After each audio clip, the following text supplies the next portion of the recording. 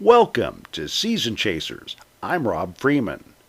On this show, we always make an effort to study, learn, and share the great outdoors. In addition to the fishing action today, this show includes extra messages of hope and comfort directed at our United States military veterans. Season is fall, and we're really pleased to be out here in southwest Missouri this morning, and we're a special guest at a special place. Tron Peterson's here, and what's going on here, Tron? Well, it's a beautiful place. We call it Lodge of Hope, and it's a place where veterans can come and find healing, they can find hope, they can find restoration with their families.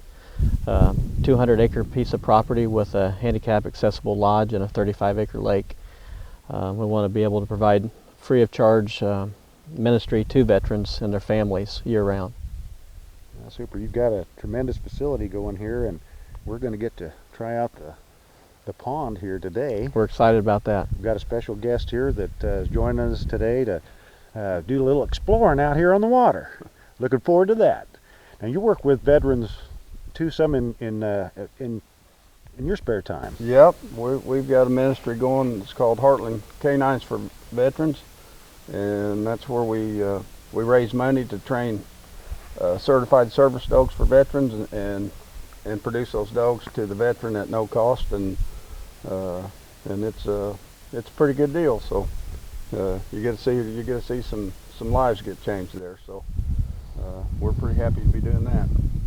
Well, we're real pleased to be out here today, and we're going to fill you in on a little bit more of what goes on here. And you have hunting activities, fishing activities, and just a lot of fellowship and positive reinforcement all the way around. So we're going to introduce it to you today, and thanks for joining us. We're going to study this lake and learn what we can and share it with you today on Season Chasers. Thanks for coming along. Beautiful morning. Today, we have two boats at the Lodge of Hope. Bass Pro Glenn Harrison brought his boat.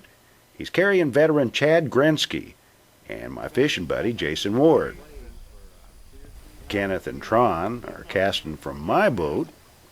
And the fishing talk today goes something like this. Now this is the one you need right here. Yeah, I don't know.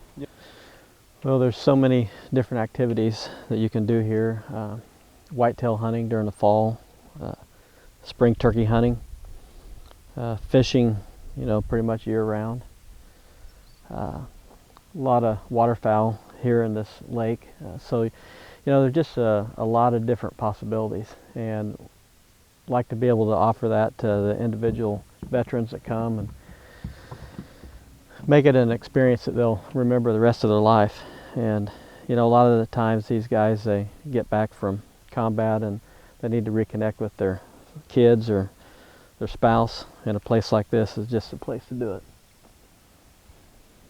It's peaceful, and it just allows them a chance to kind of reflect maybe on life and how important it is. And you don't got the sounds of the highway or anything like that around here, just the water and the woods, and there's something about that brings a lot of peace and tranquility. A lot of people don't realize that there's 22 plus veterans that take their lives every day, and just in the last 3 weeks I've had 6 different phone calls from veterans that were contemplating taking their life, and we were able to help them through that. And but that just shows you where a lot of them are at. They come back, they had a purpose over there, they were trained for a certain mission, and they had a skill set, and they come back, and a lot of times they've been injured.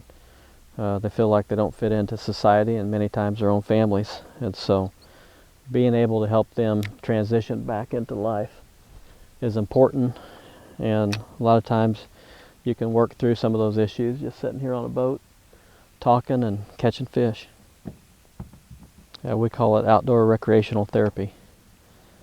And between that, and we have a faith-based program. A lot of these guys, they come back and maybe they've seen a lot in combat, and it really challenges their faith. A lot of them grew up in church, and they go over there and they see the evil that is so pervasive in some of these countries.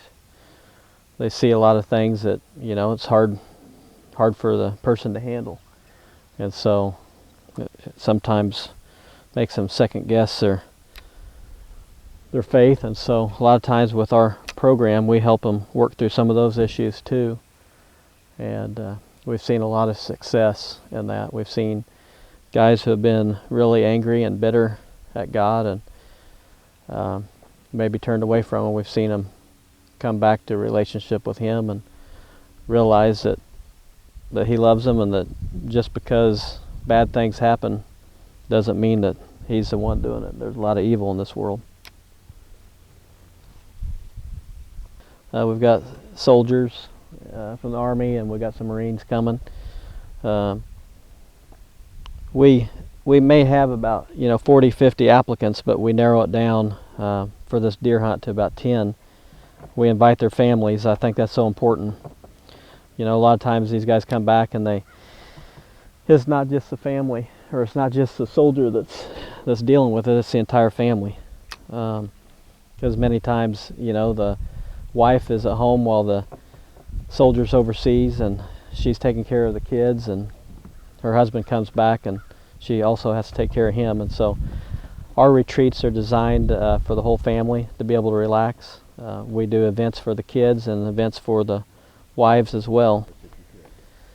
Well, the lodge itself is a 7,000 square foot facility. It was built about 6 years ago, and real sturdy in structure with 36-inch doors. And that's, when you're looking at a handicap accessible lodge, you got to have the wide doors. You got to have the ability to house veterans that are in wheelchairs.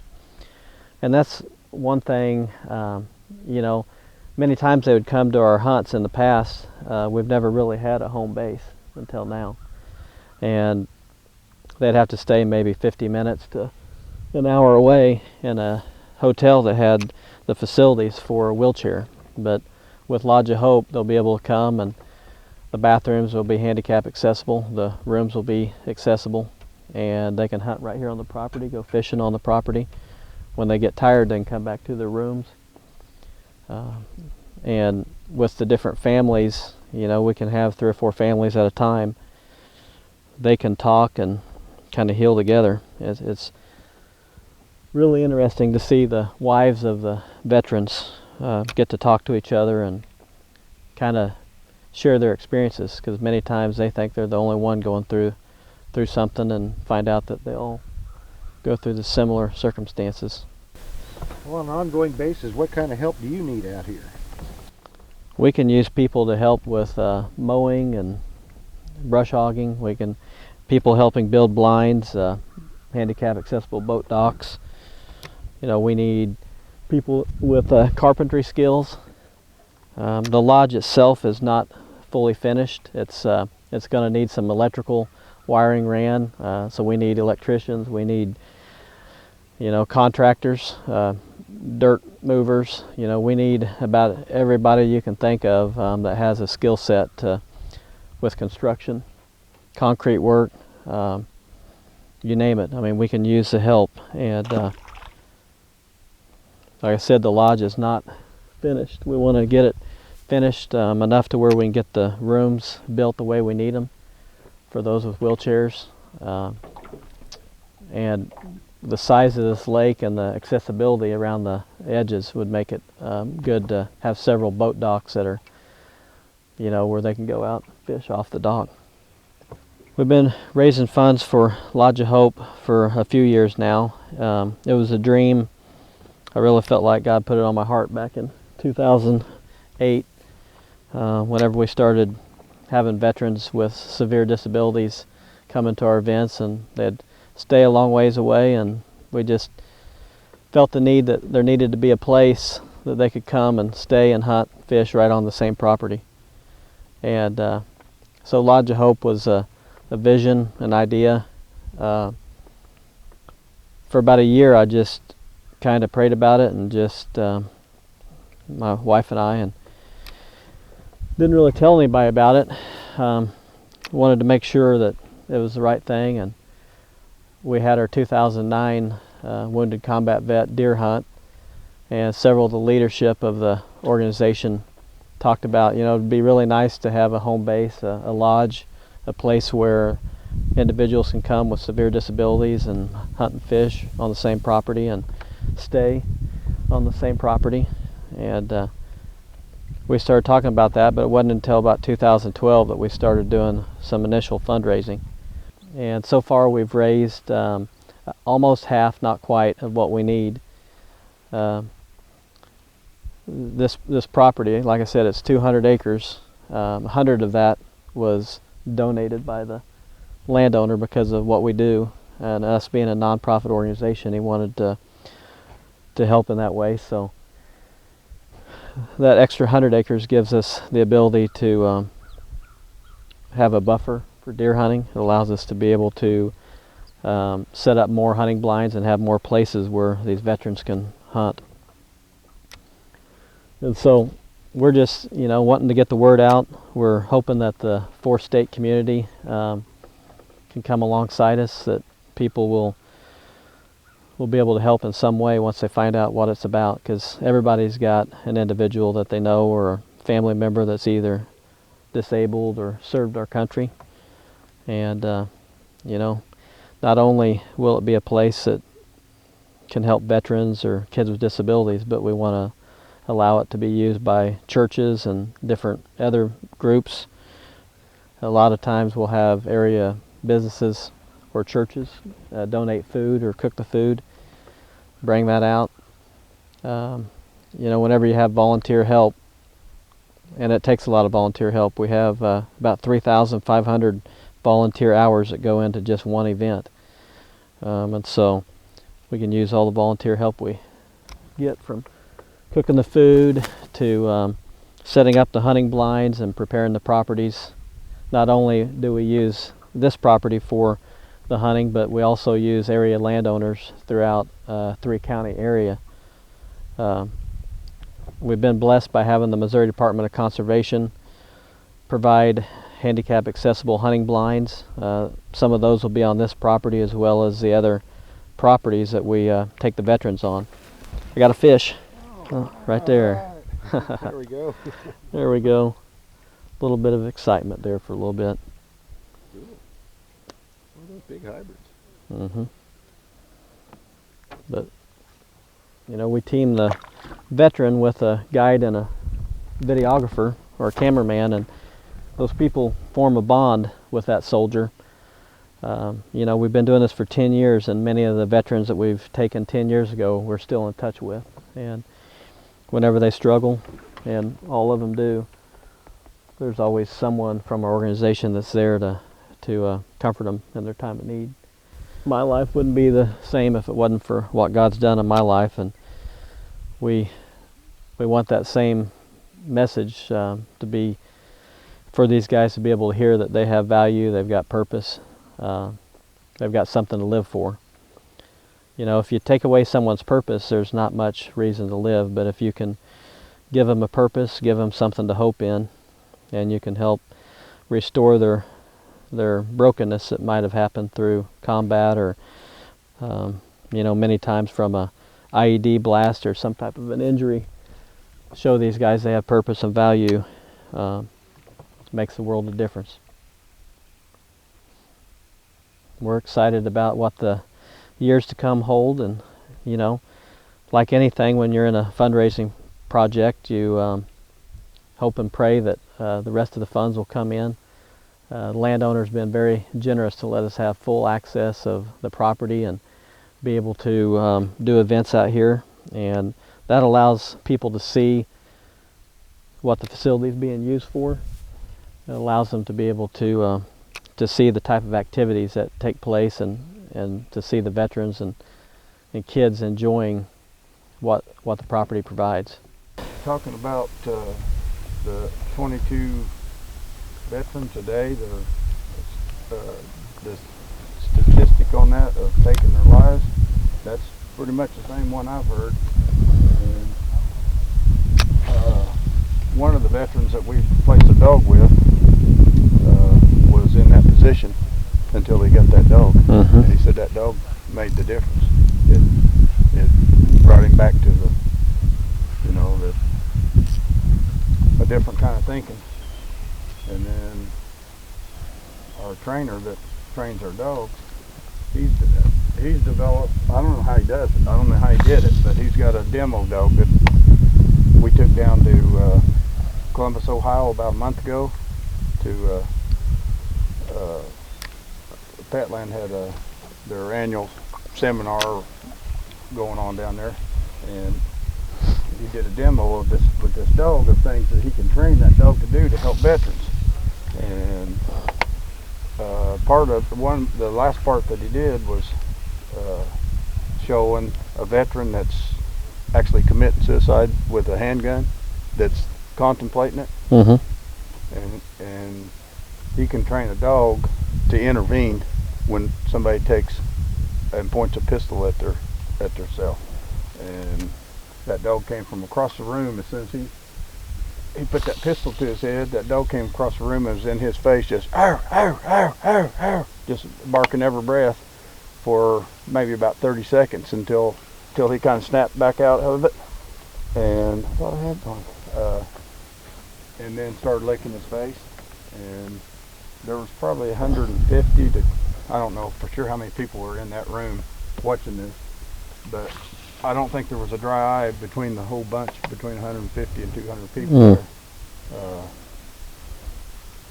So to come here and see this and see what's going on here and know what we're doing ourselves, I know this stuff don't just happen. So it takes a lot of work and effort to make something like this go.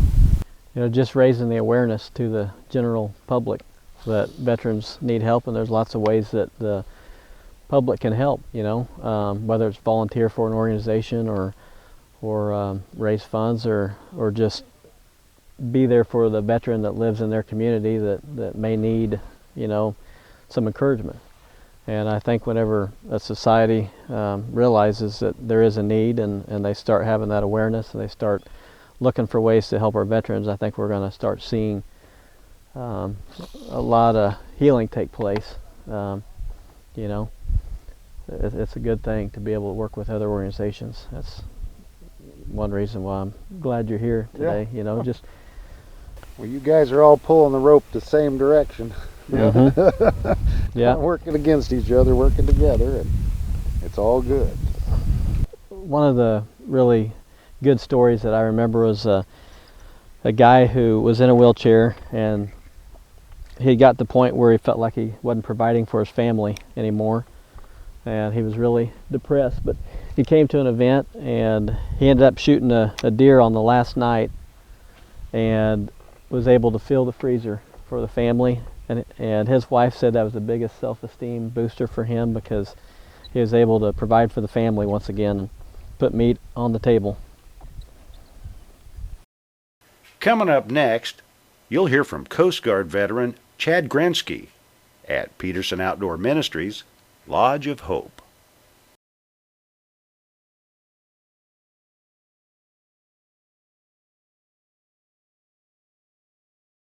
He was a rescue diver and combat diver and just involved in a lot of stuff in Africa and all over Panama, I think. But he's had some tragedies that he's faced during combat and stuff that has contributed to the post-traumatic stress, and that's whenever we met him, we were able to help him through that. And he's really fell in love with hunting and being outdoors. He's got to go a lot of places in the last year since we met him, and seen a lot of healing take place, but it doesn't mean that the war's over in their mind. You know, they fight a war overseas, but they also fight a war in their mind when they come back. And that's kind of what outdoor therapy is about, is helping them with the war that rages on in their minds when they come back. Asked me to come up in November for a whitetail hunt, and hadn't done that since I was just a little kid with my grandfather. So it's an amazing opportunity to come up and visit with other veterans. The outpouring from everyone from Southwest Missouri is it was an amazing opportunity. It's changed my life quite a bit from a veteran with PTSD, tending to isolate quite a bit and not really venture out past the front door most of the time, to being introduced to Tron and the ministry, and it's the aftercare per se, that when you leave an experience with Peterson Outdoor Ministries, it doesn't stop there. The follow-up and the brotherhood that you get from that few days, it continues years on, and it's great support. You come away with really good friends from Southwest Missouri. So before that event last year, you hadn't been hunting much?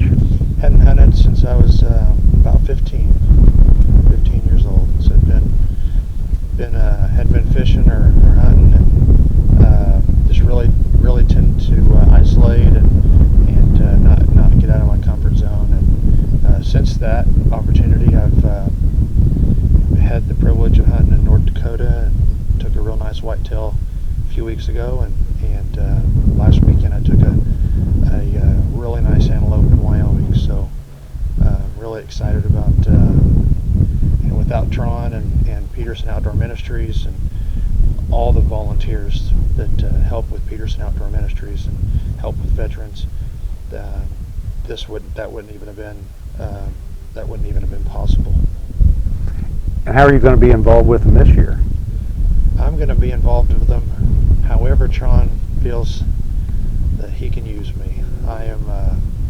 I work with veterans right now with PTSD that just need another veteran to talk to. We're coming into some very difficult months with Thanksgiving and Christmas. Those tend to be really difficult for combat veterans and that suffer from PTSD and other issues. And so I have a feeling that I'm going to be needed in a lot of different areas, and I know that Tron will plug me in where he sees fit, where he needs me. Well, appreciate you being involved in things out here, and what a nice little fishing outing we had this morning. Caught a lot of nice bass. Caught a lot of nice bass. It was a lot of fun. Weather was beautiful. It doesn't get much better than that. There's 2.5 miles of walking trail around this lake, is what the owner said. And I can just picture families, being out here and fishing for a while. If they want to go for a walk, they can, or have a picnic, or a lot of nature out here to see. Here's your bluegill. And a big one too, look at that. Look. That is a big bluegill. Yes, it Be is. some good eating.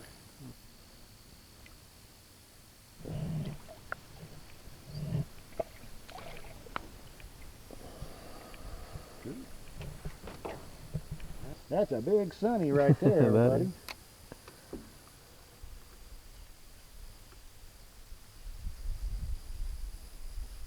We'll throw him back.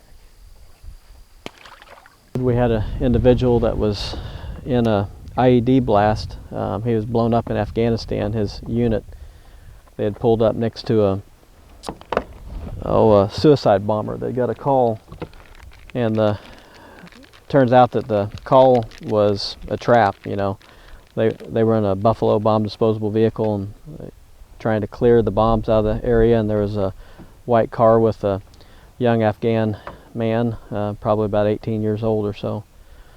And whenever Chris, soldier and his unit, pulled up next to the guy and waved for him to move, he detonated.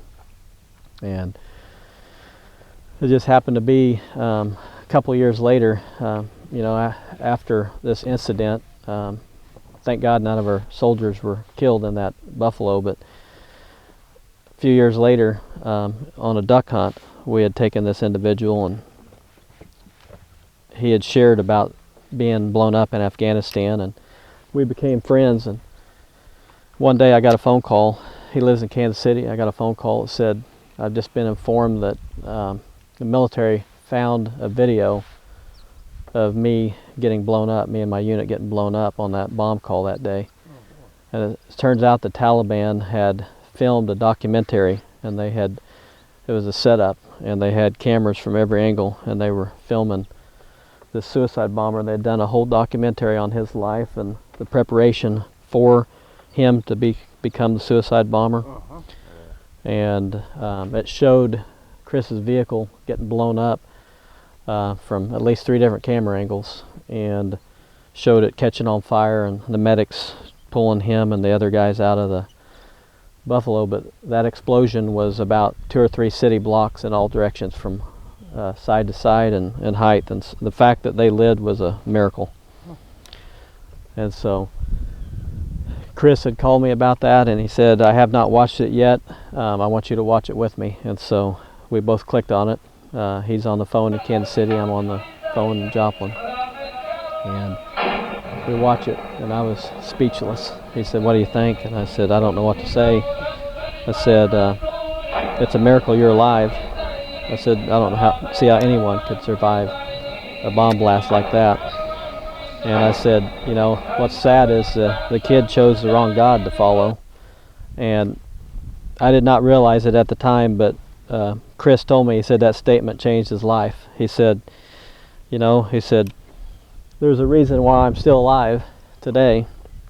He said, I think God's got a plan and purpose for my life. And he said, I was a Buddhist up until that statement. He said, whenever you said that, he said, I contemplated my own life and relationship with God, and he said, wanted to commit my life to the Lord. And he ended up on Father's Day ended up getting baptized and gave his life to Christ, and sent me a picture of that. And about a week later, I received dog tags in the mail, and it was his dog tags. And one of the dog tags said Chris Wolfenbarger, Buddhist, and then another dog tag that he had just had made up said Chris Wolfenbarger, Christian, and had one made up for me specifically that just said, Tron Peterson, thank you for saving my soul.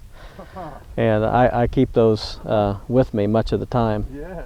And yeah, that's what it's all about, is saving lives, not only physically but spiritually as well.